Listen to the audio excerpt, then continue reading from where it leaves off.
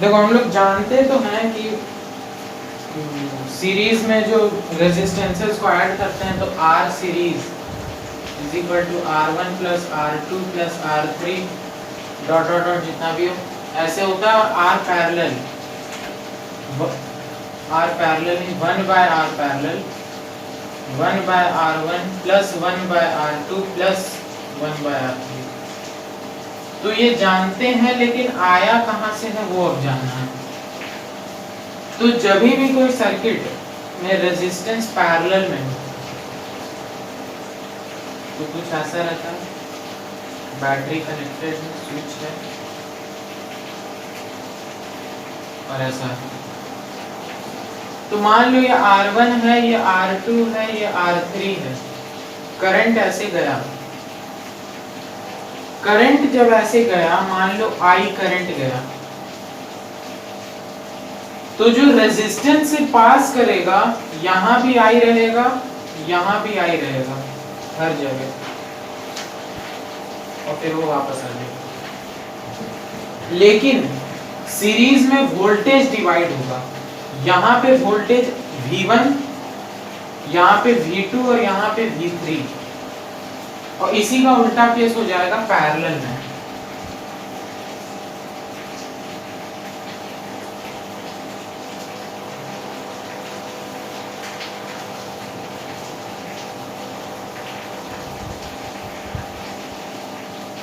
तो मान लो parallel circuit है ऐसा, यहां से करंट निकला I, यहां गया, यहां आया। अब क्या होगा, जो I है वो डिवाइड हो जाएगा और जो पोटेंशियल डिफरेंस है वो सेम रहेगा। तो मान लो यहां गया I1, यहां I2 और यहां I3, वोल्टेज हर जगह सेम है। तो ये R1, R2, R3 रेजिस्टेंस है, यहाँ पे I1, I2, I3 का करंट है, और पोटेंशियल डिफरेंस हर जगह सेम रहेगा। फिर यहाँ पे करंट वापस आके मिल गया और ये I आ गया वापस। तो पहले बात करेंगे सीरीज का। सीरीज में क्या होता है, जो करंट है या जो पोटेंशियल डिफरेंस है V is equal to V1 plus V2 plus V3। Potential difference को ऐसे ही लिखेंगे क्योंकि यहाँ पे पोटेंशियल V था लेकिन फिर डिवाइड हो गया V1, V2, V3 में, ऐसे लिख दिया। अब V को क्या लिख सकते हैं, हम लोग जानते हैं ओम्स लॉ से कि V is equal to IR। तो यहाँ पे V को IR के फॉर्म में लिखेंगे, तो I इंटू R, और R ये टोटल है। फिर V1 हो जाएगा I into R1 plus I into R2 plus I R3। अब क्या करेंगे, IR is equal to I सब में कॉमन ले लेंगे, R1 plus R2 plus R3। ये रेजिस्टेंस जो है वो टोटल रेजिस्टेंस है। अब यहाँ क्या होगा, I इधर आके डिवाइड हो जाएगा तो सिंपली यहाँ से काट देंगे। क्या हुआ, R total is equal to R1 plus R2 plus R3। तो सीरीज में R टोटल ऐसे निकालते हैं। अब देखेंगे पैरेलल में, तो पैरेलल में क्या होता है, करंट डिवाइड होता है। तो लिखेंगे कि I टोटल, जो टोटल सम अप करके I होगा वो होगा I1 plus I2 plus I3। अब I को बदलेंगे V और R में, तो यहां से I is equal to V by R। ठीक है, तो V by R total, resistance total में ये हो जाएगा V by R1 plus V by R2 plus V by R3। यहां से होगा V by R total is equal to, यहाँ V कॉमन आ जाएगा, तो 1 by R1 plus 1 by R2 plus 1 by R3।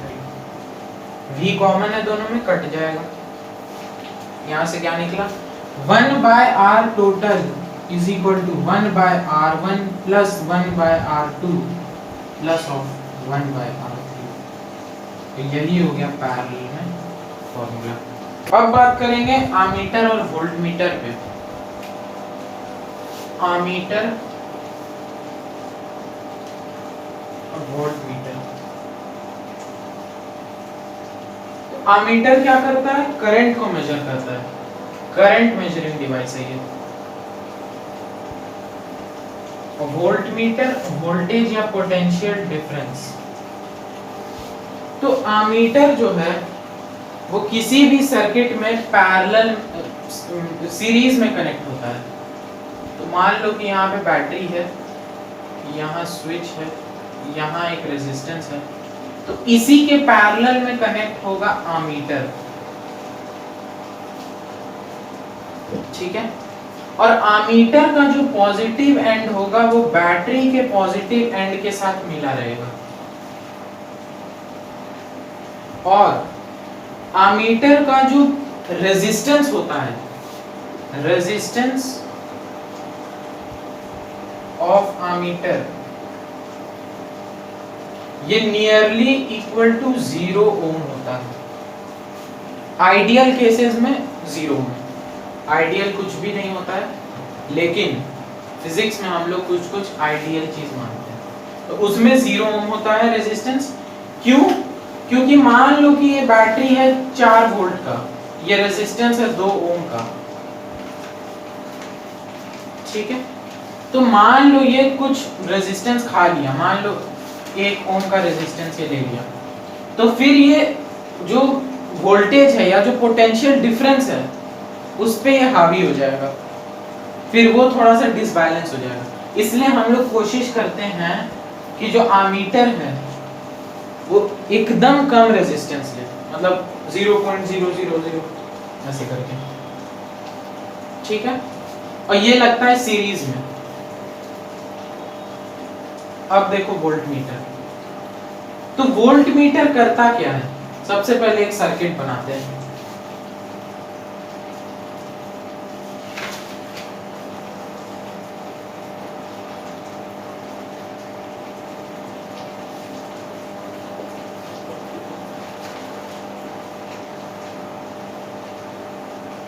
ऐसे सर्किट है, ये मान लो रेजिस्टेंस नहीं, बल्ब लेते हैं, ये बल्ब ले लिया। अब हम लोग को जानना है कि ये जो बल्ब है इसके अक्रॉस पोटेंशियल डिफरेंस क्या है। Potential difference, difference in potentials जानना है हम लोग को। तो पोटेंशियल्स कौन से पॉइंट पे लेंगे और उसका डिफरेंस निकालेंगे।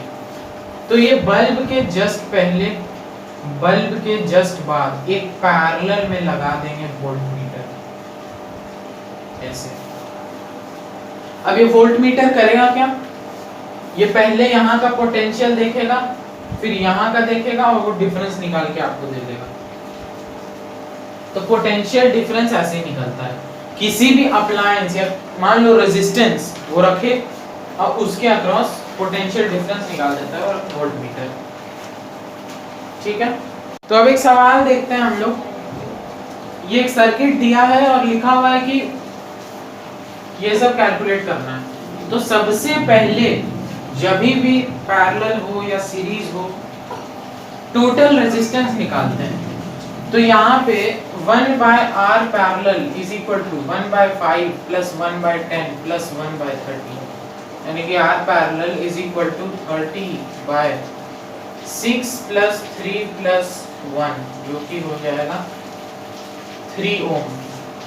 यानी कि टोटल जो रेजिस्टेंस है इस सर्किट का वो 3 ओम है, अगर आमीटर को आइडियल रखें तो। अब निकालते हैं करंट, क्योंकि हम लोग के पास रेजिस्टेंस है, हम लोग के पास वोल्टेज है जो कि 6 वोल्ट है। तो करंट हो जाएगा V is equal to IR, हम लोग जानते हैं, इसी पे पुट करके current is equal to V/R, जो कि 6 volt by 3 ohm, 2 ampere. Current आ गया 2 एम्पियर, यानी कि टोटल सर्किट में जो करंट है वो 2 एम्पियर का है। ये दोनों हो गया। निकालना है the value of current through each resistor. अब जब टोटल सर्किट में टोटल करंट है 2 एम्पियर, तो ईच रेजिस्टेंस से निकालेंगे। तो जानते हैं कि क्योंकि पैरेलल में है तो यहाँ I1, यहाँ I2 और यहाँ I3 जाएगा। तो पहले 5 ओम का देखेंगे। तो पहला R1 जो है वो है 5 ओम, ठीक है। वोल्टेज क्योंकि पैरेलल में सेम होता है इसलिए 6 वोल्ट ही लेंगे हम लोग, यानी कि V is equal to 6 volts. Current I1 यानी कि उधर से जो करंट जा रहा है वो हो गया I is equal to V/6/5 ampere. Point में बदल सकते हैं, 5 1 से 5.2 एम्पियर।